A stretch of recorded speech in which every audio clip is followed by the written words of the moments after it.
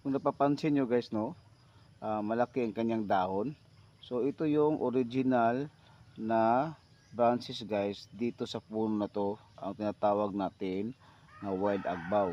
So itong nasa itaas guys na nakamaliit na dahon, ito yung nakagrap natin na agbaw Taiwan. So ngayon guys, dahil kulang yung sanga natin dito, ditong banda, yan.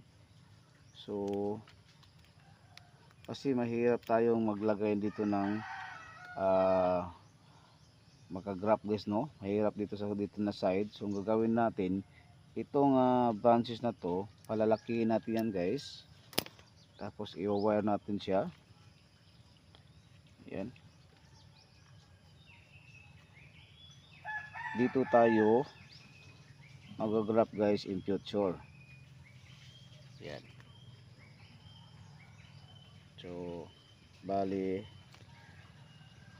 i-initial lang siya natin, no, para maganda yung pag-graph natin. Ayan.